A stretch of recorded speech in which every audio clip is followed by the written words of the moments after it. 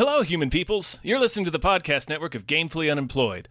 To support us and gain access to great exclusive podcasts like Fox Mulder is a Maniac, Tom and Jeff Watch Batman, Star Trek The Next Futurama, and our latest show, Spiel Boys, head over to patreon.com/gamefullyunemployed. We do game streaming, movie nights with our patrons every Friday night, and you can even commission your own podcast about anything you want. Literally anything, within reason, and we have to do it. You are quite frankly out of excuses not to go visit patreon.com/gamefullyunemployed. That's patreon.com/GAMEFULLY unemployed, which is spelled like it sounds.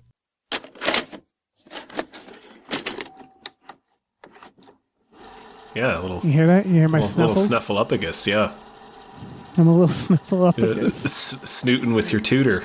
That's me. Hey, everybody. Little tutor snoots, Dave Bell. Hello, everyone. My name is Tutor Snoots Dave Bell. My name's Tom Ryman. And we just watched Spaceman. Spaceman. He's better than Starman. He's got all the space. That's true. That's true. What's Starman have? Just the one star. Just the one star. Rookie shit. You wish to know if I am real. I am like you, an explorer. Your loneliness intrigued me. Why are you here? I might be of help. I wish to assist you in your emotional distress. Yeah. And the face of a woman's dead husband. That's all he's got. It's a lot. It's all he's got, Starman. Yeah. Was there anything we should have covered besides this? I don't think so. Right? Well, I guess that Imaginary came out. Did it? Yeah, I don't regret covering this because I was very curious about it. This was like, yeah, I just didn't even think about it. You know what I mean? Mm-hmm. I think we saw this trailer and was like, let's put it up.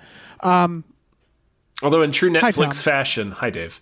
I did have to look for this, and it was 4 days after it premiered on the service. I wasn't featured anywhere. Really had to search for this movie. They buried it, and at first I was like, "What the hell?" Have we learned nothing from the lessons of Mank? Yeah. Well, so what I learned though, looking into this, because this isn't actually very well reviewed. I'm not surprised. Yeah, no, I'm not surprised either. We'll talk about that. It has a better audience score. Critics have it well, this is Rotten Tomatoes, but at 53%. But also, some behind the scenes, apparently, this was in post-production for 3 years because it got bad test screenings, or rather, quote, mixed reactions. So that's all kind of coming together in my head, because this is Adam Sandler. It is. It's based off a book. Adam Sandler and his package. Yeah. Yep. And nice reference. And it's the director who did Chernobyl. Yes. And a bunch Johan of other Renck. things. Yeah. And so I had pretty high hopes for this. I didn't hate it. I didn't hate this movie. I'm just going to start with that. But I thought it was very mid. Yes. It's very mid. I think it's a good idea. And I like its theme, but I think it's just a little. Anyway, what did you think? We'll talk about. No, I agree completely. I think it's mid. We'll talk about why it's mid. I watched this movie and then I watched Poor Things right after. And spoilers for my review of Poor Things. I actually quite liked Poor Things. I don't know if you saw it, Tom. I haven't seen it yet. It's one of the only Best Picture noms that I haven't seen. That guy has been hit or miss for me. Yorgos? I don't think I've seen any of his movies, to be honest.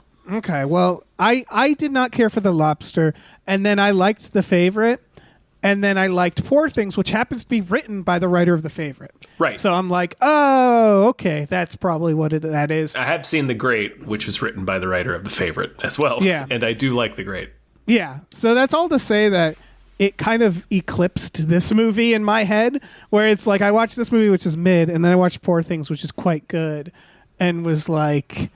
it kind of took the steam out of my view of Spaceman even more, which is it's unfair. That's unfair to the movie. You know what I mean? Where it's like, but that's all to say. I think this movie, its issue is that I'm reading reviews for it, just audience reviews that talk about this movie's about everything and nothing. It's about life and not life, and it's yeah, that's kind of the problem. It's not about anything, not really. It sort of is.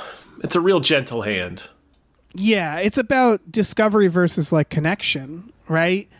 It's about discovery for discovery's sake versus connection. Like, yeah, he's racing out there to be the first to discover this thing, but it's like, so what? Like, there's a lot of subtlety around that, but the basic thing is he's always pulling away when he shouldn't be. He is suffering from self-imposed loneliness that a lot of human beings experience, and he just has to confront some uncomfortable truths represented by a giant repellent spider, because that's what the truth. That's what the truth is. It's repellent, no matter how gentle or true it may be. It's still hard to face it.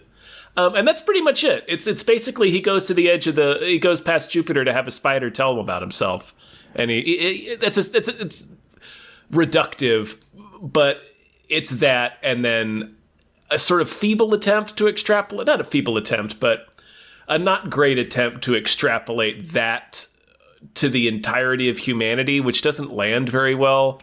No. I think it's just a very small personal story about this one man that's trying half-heartedly to say something, it's trying to say there's some truth about Adam Sandler's character and experience that is applicable to all of humanity, and I think there is to a certain degree, but it's very just like it doesn't try that hard to make it as universal as it, like, the filmmaking really seems to want you to think. Like, it's presenting this thing, when he has his realization in this movie, I guess we'll explain the ins and outs of it if we need to, but he basically gets to this point where he has this big epiphany about himself and about the universe and about existence, and it's what should really be important to me. Realizing his small space in the timeline of human existence. It's this huge epiphany moment. It's supposed to be like McConaughey's epiphany in Interstellar. Like, it's supposed to hit us in the same way, right? Where it just, this is it. Like, it's completely, like, it's this huge emotional moment, and it changes the world, and it changes how he thinks about and it's this big, profound thing that echoes throughout centuries. Like, that's kind of what they wanted, because he's investigating this big ribbon that just appeared in the sky, and it's supposed to be like, we learn it's like the end and the beginning of everything. It's like Big Bang particles. It's like the essence of all reality. So he touches it, and it's supposed to... Oh, yeah, according to the spider. And he touches it and has like a 2001 moment. It feels like it had a decently profound, true thing to say about humans, and then tried to make it more profound than it was, and it just isn't. I wonder how much of that's in the edit. I should note that this director also directed a lot of David Bowie's final music videos, which I bring up only because I do think you mentioned 2001. 2001 did a thing. It did a thing for space movies, and for good or for better or for worse, because 2001 is like, it's that ending, right? It's this idea of like the concept of exploring space gets very abstract. We love that idea. It resonates today, right? Matthew McConaughey going in that black hole at the end of Interstellar, and space is treated with a very grand reverence, which is like big. It's the music. Not it's the unknown. Cheekily quote Star Trek. It's the undiscovered country. Like it's exactly. It's death too. Like, it represents all these abstract concepts. But I'm glad you brought up Star Trek, because Star Trek, I would argue, and this is part of what I love about Star Trek, it's almost the opposite, where it treats these grand ideas like they're just, another thing this week. We met a space god again. Like, that's the beauty of Star Trek, is that for them, it's not this, like, it is this unknown, but it's treated with, like, just another day on the ship. Right. It's like they go into each episode knowing that what they know about the universe, is going to change this week. Yeah. Like, they're just like ready for it at this point. Like, they're aware, like, okay, we have like a basic understanding about how things work, but this is a big universe, and there's some weird shit out there. Yeah. There's an episode of TNG where they essentially kill God And then they just move on. Yeah, attack and dethrone God. Yeah, they learn the origin of all life. And then they go, all right, put that in the report, and they move on. And I'm like, wait, hold on a second, guys. I think that deserves a little bit of reflection. But that's kind of what this movie. It's him meeting God. Yeah. Or it's what they wanted. They want the movie to have that feeling. Right. Yeah, I think that's what they wanted this to be. And that's what I'm getting at. Is I think there's this feeling of like, you make a movie in space. What are you going to do? Are you going to be 2001 about it? Don't you want it to be this grand, big, epic thing stretching across space and time the way 2001 is? 2001 has a jump cut of like thousands of years. It's such this grand, big look at humanity. Mm-hmm. And I think there's this instinct to do that, but the movie needs to, I think you're right that this is actually a more personal, smaller story. It's an interior story, which is, it's like you said, there's like two different kinds of movies you can make in space: the great big grand idea, and then the small interior drama, because it's just one spaceman floating in a tin can. Right. And the question, I guess, like, big question for this is what happened, does it matter to humanity? Just starting for the idea, is the spider real? I don't think it matters, but... Well, it kind of matters, because the spider's who tells him what the dust is. The spider is the source of that information, right? That says it's the beginning. We don't actually know that. Unless it's the dust itself. We don't know. We never know what the dust is. Right. Because he can't hold it. And that's, I think, the most elegant part of the metaphor, I guess, is his ultimate goal, this ribbon in the sky. He's supposed to go up there and test these particles and figure out what it is. And the spider's telling him it's the building blocks of existence. It's the beginning and the end, or whatever. It's the beginning and it's the ending. It's everything. But he can't hold them. They just pass through his jar. They pass through his spaceship. So it's a goal that he cannot ever achieve. And he's chasing it perpetually, and it's carrying him further and further away from all the things that are really important. And that's, I think it's the most elegant thing the movie does. Yeah, you could do the same movie about a religious person, of right? Course. Who's becoming a monk and putting his family aside, which is the idea that our search for this answer to what anything is futile, and you're never going to know it. Yeah. Yeah, and it can ultimately, you could argue you could do the same symbolism for, I don't know, if perhaps a really rich person only focused on going to Mars instead of repairing the damage done on Earth. Mm-hmm. That idea of our quest to go into the unknown for discovery and not fixing or seeing the things that are tangible and right in front of us. And that the act of discovery is itself somehow intrinsically heroic or noble. Right. This is another elegant thing that the movie does. This is actually my favorite aspect of the movie, is all the subtle thing. I think the direction is really cool in this. Yeah. But I think it's well made. All the subtle things, his Adam Sandler is a Czech astronaut. Is the first. They are going to beat the South Koreans out there to this thing. So they're the first people. They're going to be the first out there. But his spaceship's really janky. He's the only astronaut on there. He has a very limited, modest pantry. He has to do commercials every time he wants to. In order to use the decontaminating spray, he has to do a commercial before he can deploy it. They keep reminding us that this thing is so broke and janky and held together with string, but it's going to be the first. So they rushed him out there so they can be the first.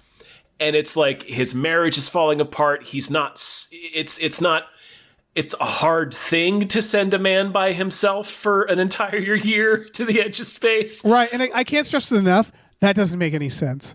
Why would you send one person? Why would you ever do that? Money. Oh, I guess you're right. Because they're racing to be first. Right. In all these movies, what's the biggest problem? It's the amount of air and food, right? Right. So you limit that cost. You cut it in half by only half. I wish they leaned into that do more. It because it's really bad to do that to a person. Right. You would do it if your only goal is to be the first and get that prestige. And so the movie never says this very loudly. It's all just in the details in the background, but it's like we sort of learn that like we begin from the standpoint that his mission is noble. Like, oh, he's going out here for the good of humanity. And then we slowly learn, oh, there's other missions. He's just the first one. There's other missions behind him. And then we learn like the other mission, it's not even really life or death. Like the ribbon's been there for 4 years and we still don't know what it is. And nobody's like really that worried about it. But we're just kind of like, because like why else would the Czech space program be the first one up there? You know, like it's so and we learned when South Korea shows up, they have a gorgeous spaceship and it's fully manned. Like they clearly have the resources that he doesn't have. It's just jealousy. They were just like send a person up there first. They just wanted to be first. Yeah, it really like as the movie comes out, we get more information. We realize that his mission, yes, it's a difficult one, but like. It's not for the good of all mankind. I mean, it is, but it's also for vanity. But it's for vanity. Yeah, I think it's they the good to of all lean mankind is more. a helpful excuse. Yeah, I think they needed to lean into that more. I think the issue with this movie is it is trying to say too much, and it's and like not super confident in a lot of the things. Some like of it is, but some of it isn't. Yeah. Right. Like the spider representing an ugly truth is great, but that does mean the spider isn't real, right? I kept wondering. Not necessarily. Well, yeah. I kept wondering because it starts with Adam Sandler kind of assuming the spider's a hallucination. And then there's a point where he kind of accepts it as a physical being, as a real thing, right? Because he has no choice because it's not going away. Right. So. But you get the vibe that by the end he does think it. Yes, but he cries. He freaks out when he thinks the spider's leaving him. Right. That's all to say that like I know this sounds like a nitpick, and it kind of is. Why didn't he ever ask him why he looks like a fucking spider? Why didn't he ever go like, why are you a spider? The idea of like, isn't he a man of science? Isn't he a man to discover stuff? Like you'd think he'd be a little more interested in it as an alien and being like he does ask it this. I mean, he doesn't get super into it, but he does ask it the standard questions like, where's home? How'd you get here? What's your name? But I would ask like, I don't know, can I get a little of your blood? Can I get put a little bit of that. Put a little bit on the microscope. Let's take a look at that. Right. I would never stop asking him. And like, it's weird that he never asked him, why are you a fucking spider? And so like, that's why he has a dream, right? He has that spider nightmare before he even meets the spider. Sees the so that's like the big question mark. Is it real? Right. And so the fact that he never asked that to me implies that there's a part of him that knows it's not real. Like that he's not that curious about the spider the way you would an alien making first contact. He never tells that home that this is even happening. And I think it's because he just never is sure, right? He's mostly like, I feel like he's never like, hey, I made first contact with an alien. Can I go home? Like that's right, because he's never. There's half the cameras on the spaceship are out, so he can't verify it. They could look at the oxygen use, but like that doesn't tell you what he doesn't. That doesn't necessarily half mean the it's cameras are.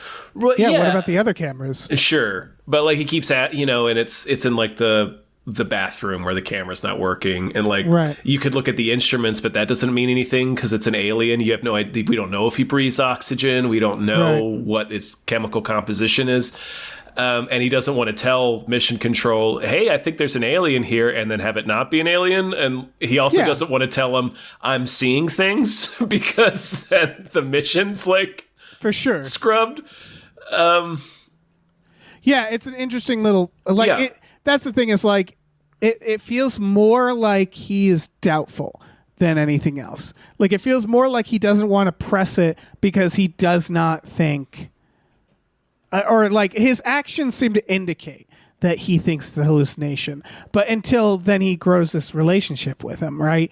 Like where it's like, I don't know. And then there's the lore about his home planet and stuff like that. Mm-hmm. So it's, I don't know. It's supposed to be ambiguous. I get that. Yeah. But it's a lot of like loud stuff that sort of, I don't know, like distracted, like the product placement stuff I thought was neat, but then I kind of felt like it fell off. Like the story kind of fell off from that. And like until you brought it up again, I was like, oh yeah, that is why that it did that. That is what that's about. Yeah. It just feels like they had too much to like try to fit in. I don't know, which is weird because a lot of nothing also happens. Like it's mostly him in this spaceship, talking to his breakup buddy, his breakup spider. Yeah, talking to the spider, eternal sunshining his memories. Yeah, eating junk food, eating Nutella. Yeah, breakup. Yeah, little spider eating a jar of Nutella. I like when the spider was just like, you know what, you're a dick. Like right. that's such my interest in you has expired. I was like, damn. Yeah, man, that spider's ice cold. Yeah, when the spider just realizes that he's an asshole. Yeah, spider bro. Imagine having first contact and then the alien going like, no, you're actually a prick. Like this, like you being an asshole. I don't want to do first contact with you after all. That's so mean. Yeah. It's like the South Park where they put the barrier around Earth. Yeah, they're like, fuck Earth. You don't get to be part of the Space Council. Yeah, it's just real man. mean. Yeah, stone cold, man. Yeah, yeah. So like, I kind of came out of it going like, I got that general idea of what they were trying to say, but it I don't know. It just didn't feel like there wasn't much else to say besides that. And like you said, they tried to make it kind of seem bigger than it was. Yeah. Because most of the movie is, Adam Sandler kind of alone. He's going through his memories. The spider starts invading his memories.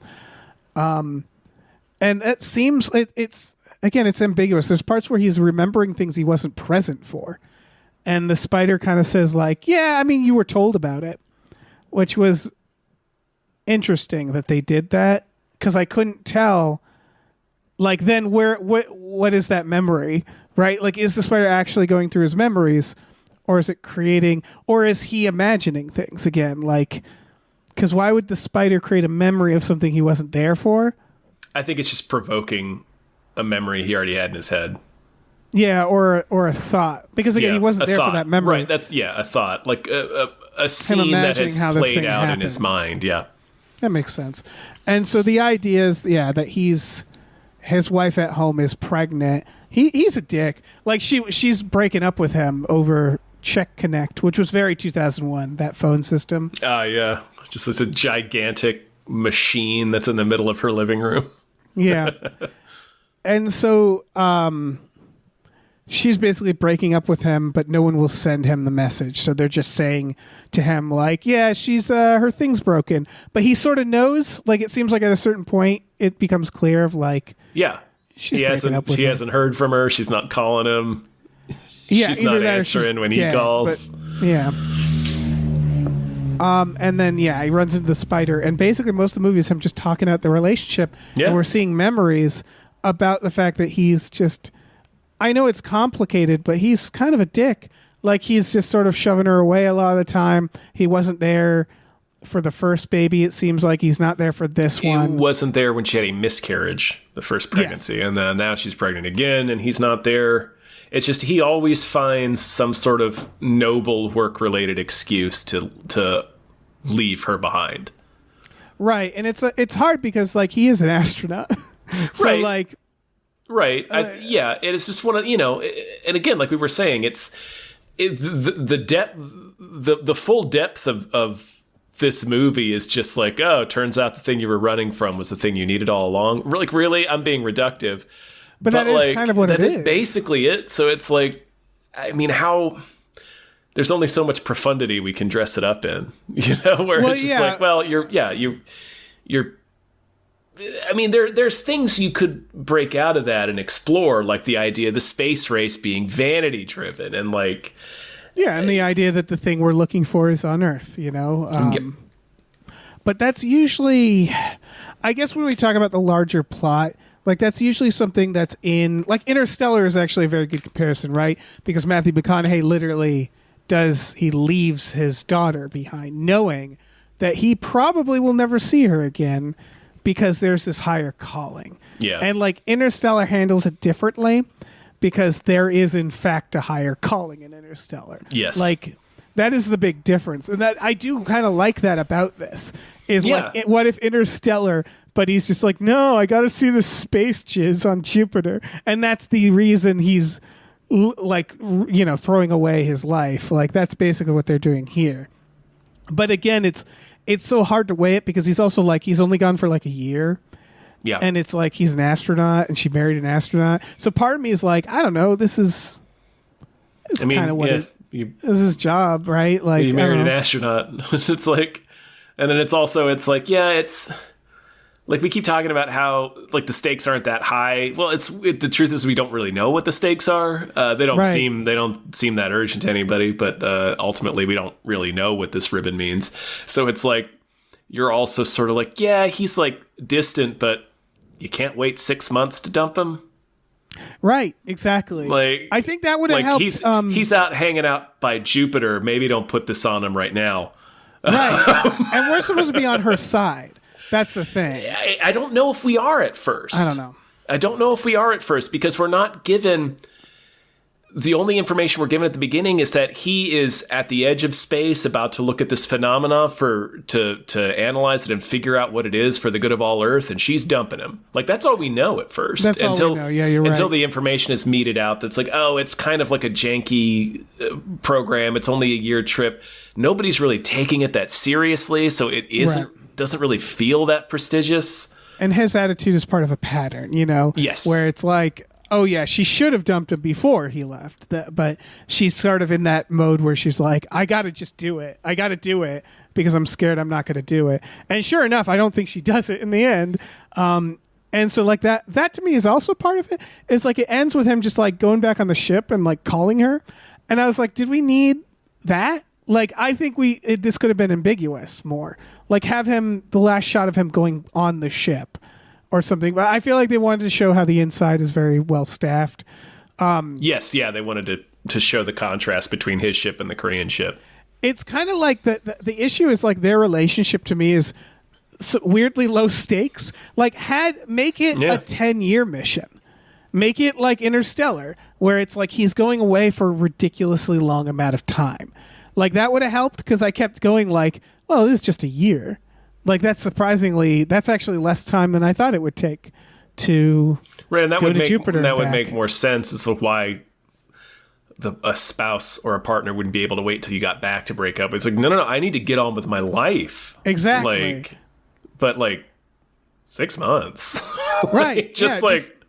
You already been married for a while. Just like he's in Jupiter, man. You can do whatever you want till he gets back and just dump him when he gets back. Shit. Yeah, make that time longer. Like we don't know how. Like why did we give ourselves, or why did the movie give him a year to go to Jupiter? I feel like it was all in service of this of sort of taking the idea of being an astronaut down a peg, sort of making his. It's not quite the right stuff, you know what I mean? It's not quite that significant of a mission.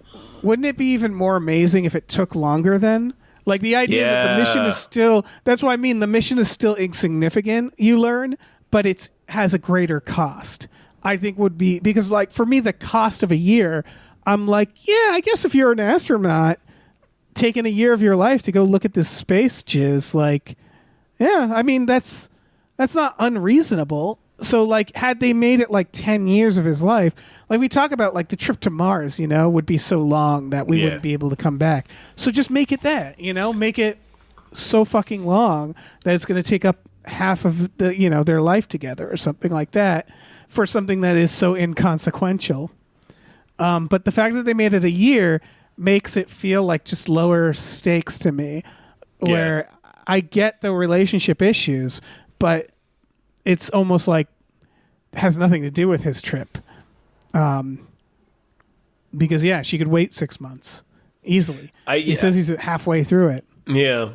I did really have, I think I had a lot of trouble sort of squaring why her character was so angry with him for most of the movie. And I think that's another problem too. I know I know most of it's intentional. At least I feel like a lot of it's intentional just based on everything we've been talking about, just of how it is kind of like a reveal. Back too. It seems like she does. It's open. It's implied. Yeah. She is open to taking him back. I would interpret that. Yeah. But I wouldn't say it's necessarily very certain totally certain at the end.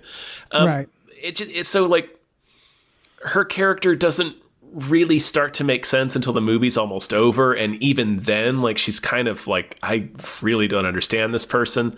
So it just kind of made the actual story hard to get invested in. Like, I understood what they were saying with it about, you know, him running away and all the things that we've been talking about in terms of the theme. It just felt like the relationship could have been more attention could have been paid to her character and the relationship to make those themes land a bit better. Right.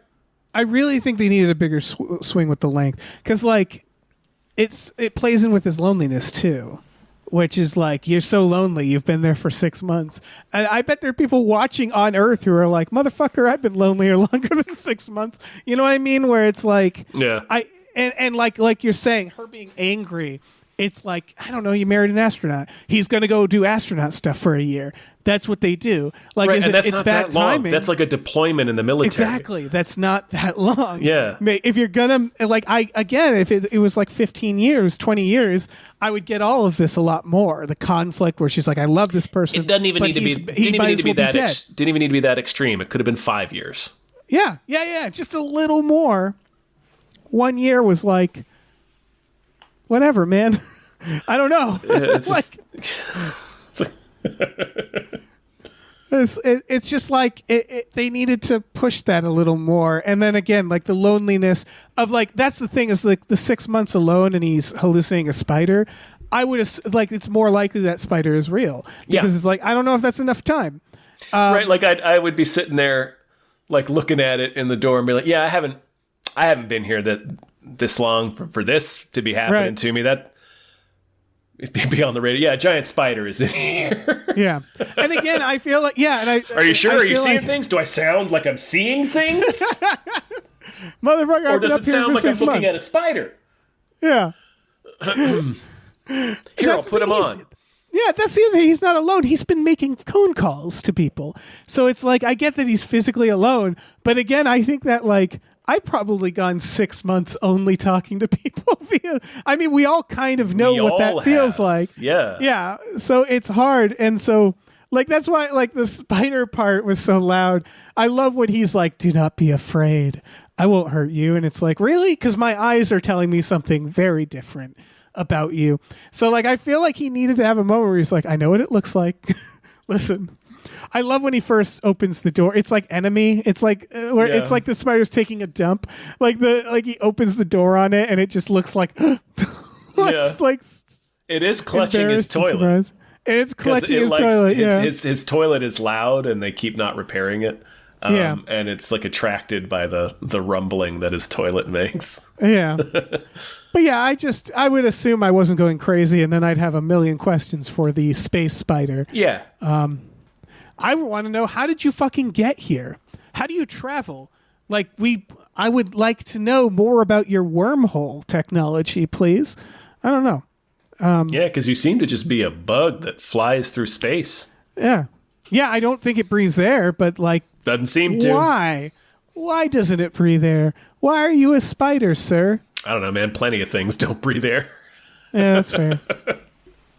That wouldn't be the biggest head scratcher for me. No, I guess not. I don't know. It all comes down to, like, I think we made it clear that this isn't a bad movie. You know, no, like, it's just not. I think it had loftier ideas for itself. I think, and it just doesn't. It's just not there. Like it's selling it like it's this big, grand, profound idea. And it's a nice idea. It's a truth, I think. But like, yeah, and a lot of the times for a lot of people, but it's just like not, dude. It's not like this thing that echoes through generations. Like it's not. It doesn't have that like the 2001. Like I said, Interstellar already, or like the 2001 thing where you see the final like, oh, this is about like technology and how and the curse of intelligence or whatever, Right. It just it doesn't come back together to hit you with like this truth about the universe. It's just like a very basic piece of relationship advice or interpersonal advice. Yeah, that's for you. kind It's of like something a therapist would tell you. It's like, I think you're putting too much effort into your career. Right. The fact that he's in space is almost inconsequential, Kind meaning of. that like because it's only a year, it's like he could be studying abroad. Like that is the same idea of pushing yourself. He could be catching crabs in Alaska. Yeah, exactly. And that's all to say that like the ending, correct me if I'm wrong. So like the spider is dying, spoilers. And it has like some sort of inner bug infection. It's unclear, but it's clear enough. Like you get it. He's like infected with the flood, basically. Right. From Halo. It's funny because I thought he was just going to die, and then he just like No, he doesn't. like Adam Sandler, he cries, but he should have been like, "Oh my fucking god!" and tried to swim away from it as it was happening because it gets swarmed with bugs, and I'm like, Adam Sandler, did you bring any of that home with you? You bring any of that bug disease with you? Like, let's hope not. I don't know. But he chases the spider out into space, and it's kind of unclear to me why the spider leaves at that point. Because he's like, we're going to do this together. We're going to see the end and the beginning of all things as we fly into this space swarm of colors. And then the spider kind of bounces, and I wasn't quite sure why, because the spider seemed committed to that idea. He's dying at that point. He's dying, yeah. But like, I don't. It's not clear. It's not clear. I mean, we were shown the particles from the ribbon are kind of drifting in and out of the spaceship at will. And I think it's just another question of the spider's reality too. Is he sort of appears and disappears. Kind of what I bet if you went back and watched, there might be a little bit more of a pattern to when he's there and when he's not there. Because sometimes he'll be there, right, talking to Adam Sandler, and then he'll sit in and be doing an activity, and it'll cut to a wider shot, and there's no spider. right. There's a bit of a Calvin and Hobbes game that goes on with it sometimes. Yeah, but I just think he yeah. was. I took it like he's dying, and some part of that, like maybe he's a phase spider, and he phased through the spaceship or something accidentally. Yeah, I think the strongest case is that if it is an alien, if the spider's real, maybe it never physically existed. Maybe it existed as part of the cloud. And because there is this idea, and I love this idea, that the way an ant can't comprehend an airplane, nor can we comprehend technology larger than us, or the concept of a duck blind, the idea that there are animals that we can mask our scent and we can just trick them into thinking there's nothing there. And so like I've always been obsessed with that idea of like, who's to say there isn't an alien in the room with us right now? Yeah. Like there's no way for us to know if its technology is beyond our comprehension. And so maybe that's what they're trying to imply, is that like he's not a spider. That's just what Adam Sandler was thinking about. He's not really physically there, not in the way we can comprehend. And so, like, he's just not, like, he's digging into his memories, right? So he's not bound to space and time. And so, like, yeah, I can accept that. It all culminates, though, in him going out into the cloud with this spider. But, like, again, if that is the case, the spider still gets eaten by space worms. So I'm like, well, which is it? I don't know. I don't know. Maybe the space worms aren't really there, Maybe but he not. goes out and we get this like 2001 thing where he kind of like blasts through this pink mist. But does that ever is there any revelation to be had there? He goes through it, and they see all of his memories firing. It's like he's passing through a cloud of just everything that's ever happened in his life. And he gets spaghettified briefly, and then they come out on the other side. And that's when the spider dies, and he is rescued by the Korean ship. It occurs to me that the spider might just be the ribbon. Like the ribbon might be psychically communicating with him the whole time. I think that's the best answer. Yeah. But like going through the ribbon, we don't really learn anything. Like maybe we should have learned that the ribbon is the spider. Maybe that's what we should have learned. I feel like we needed... I think it's the moment when he starts to think and when he starts to view life and existence the way the spider does, where the Right. spider is just like, things are the way they are. He keeps saying the universe is as it should be. He's a very logical being. So I think it's just, it's the moment Adam Sandler seeing his whole life in front of him happening simultaneously, as when he sort of, I think, breaks free of his short-sightedness and selfishness, which is what the spider accuses him of earlier. Yeah, and just sort of kind of like, it's like Dr. Manhattan a little bit in that moment where he's like, oh, I get it now. I'm part of this whole, everything happens at once. We're all energy, you know, that epiphany that people have. Here's the thing about that. I'd actually think this is better if he rejected the spider for that, because that is the long-termism Elon Musk thinking. The spider is him going through the reaches of space. I mean, it had to escape its home, but like, I think that's actually cleaner if the spider is like everything as it should be, and he could be like, no, motherfucker, we can fight for the things we want. Like that idea of accepting, like, oh, the universe, everything that's already happened or everything that will happen has already happened. You can't change anything. That is like very nihilist thinking that is dangerous, I think, as a species to actually think that, because that's how we don't like make the actual discoveries we need. Yeah, I don't think that's actually what the spider's saying.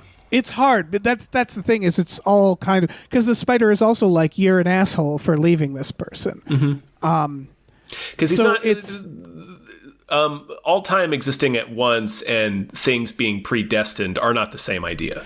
Yeah, that's fair. But you know what I mean? It's like, it's kind of generic Zen, the whole idea. Yeah, it is a very like, yeah. And so like, that's all to say that the movie isn't saying enough for that reason. Where, yeah. Like the great truth, like you look at like our Interstellar when he goes into the black hole. Spoilers. Actually, I won't spoil it. There's a truth. There's a reveal. There's this is what this is. And there really isn't one in this. It's all building to this moment where he goes into the cloud. And when he goes in, like, I would have liked that idea of the spider being like, I am the cloud. And when the spider dies, so does the cloud. Something like that. You know what I mean? Like some sort of revelation, but it is just this like, time is whatever, everything is what it should be, and then I'm going to die. And he doesn't come out of it like any different than when he went in, and not in any big sense of it. I don't think, like, everything. He's different. It's just, it's a light touch. It's just, right. Like you get the sense that something finally breaks loose in him. Right. But it's all kind of driven there by his conversations with the spider before that. Yes, I guess my point. That's true. That he could have reached that conclusion without this space ribbon. I know, but then it wouldn't have looked as cool. Yeah, exactly. And he wouldn't have gotten the sense of, because part of it is realizing that you're insignificant, right? And like as much as you're pushing for whatever goal in your career, like I don't know, it's not a guarantee by the universe, and when you get there, you're not going to gain any kind of great truth or anything. Right. Yeah. But he got some truth. That's the other thing. He did get some truth. He did, yeah. About himself. So it's like, yeah, study that ribbon. There's clearly shit going on in there. You just send some of your spacemans into it. Yeah. They'll see some spiders or Launch something. them up there, yeah. Yeah. So it's all just, I don't know. Maybe teach them spider customs before. Have them learn the language. Get them to just, embed with a spider family for a month or two. Yeah. I was hoping, that he'd, like, near the end, he'd be like, okay, now I need you to stay still. I just need to take some of your blood. And he just starts slowly eating Adam Sandler. And that's really all he wanted. It was just a spider. It was just spider stuff. Yep. It's just muddled. It's muddled. It has some good ideas. That's a great word for it. Yeah, and the ideas aren't bad. It's just like the execution is weird. Like, why only a year? Like, I don't know. It felt like they wanted to accomplish some things. They wanted to have a big 2001 ending. And so I guess what I was saying with setting up 2001 is like creating the standard, right? Because everybody remembers the ending of 2001 as this beautiful, ambiguous thing. And I think space movies have that feeling of like, well, we want to do that too. And some of them do it. Some of them do it, some of them don't, but a lot of them try for it. Like, I would argue even like Event Horizon is thinking about 2001 during that movie of like, you know, like a wormhole, like this other dimension, like this intangible quality in space. We love that idea, and I love it. Like, I get it. But it felt like they didn't quite have a grasp of what any of it really was. When is he? He's in like a river at some point. That's how it begins, and then it happens near the end. Mm-hmm. What was the significance of that? It's bookended. I don't know. Okay. Because I think it's a dream. Yeah. Because it's a little Eternal Sunshine. He's in his spacesuit walking in this river.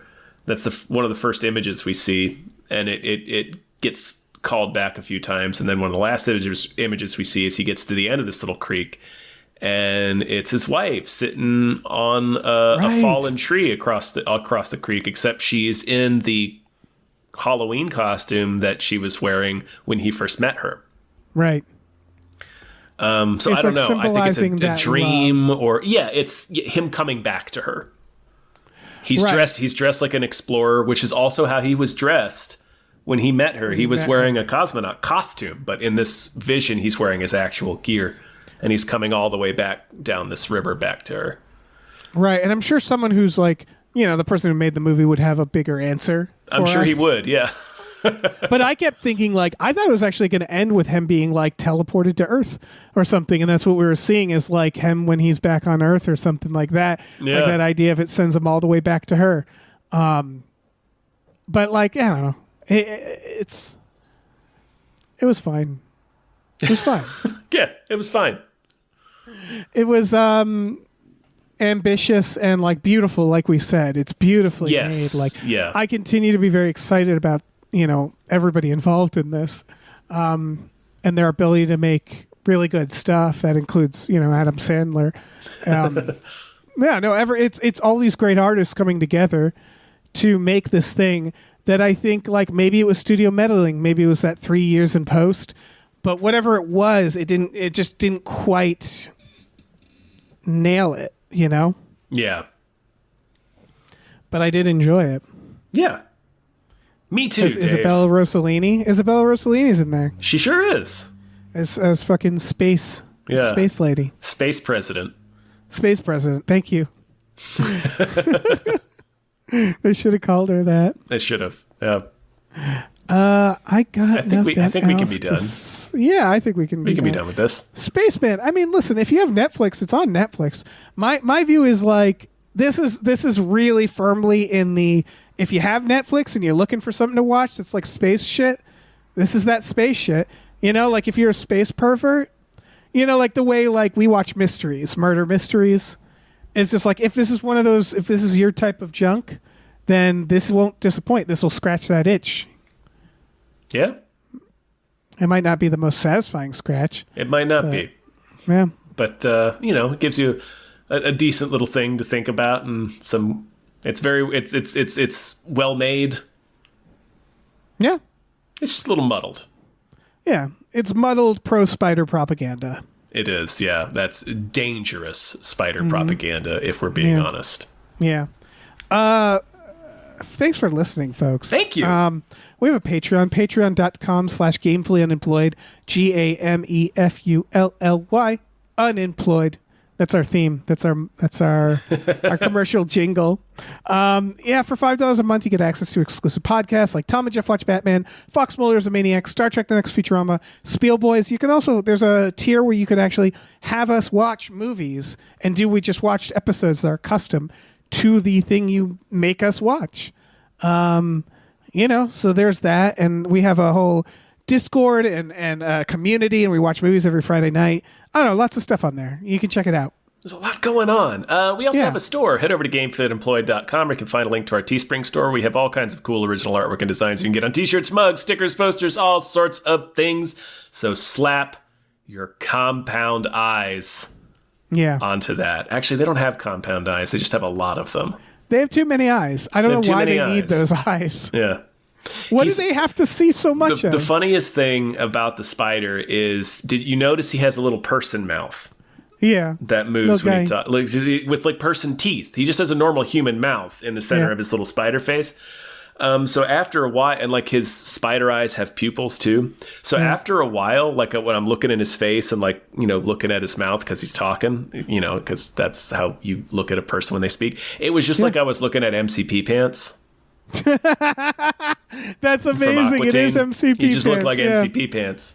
They should have given him a diaper. That would have been amazing. So have MC Chris do the voice. Especially when he was sitting there with Nutella jar, eating the Nutella. Oh my God. Give me the MC Chris cut of this. The MC Chris cut of Spaceman. That's what I want more than anything. Yo, give me some Nutella. Holy shit. Make it happen, internet. Also in that version, give him just a human dick. Why not? Of course. Why wouldn't you?